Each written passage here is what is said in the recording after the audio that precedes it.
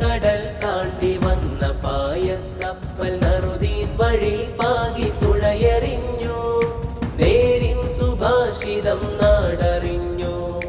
നൂറിന്റെ ചരിതം ഇതാ പിറന്നു. നൂറായി സമസ്ത ഹുദാ പടർന്നു. കലിമത്തിൻ പൈതൃക പെരുമപ്പതക്കമായി ജൈവിളിയാരവം ധ്വജമുയർന്നു. തിരുനബിത്താവഴി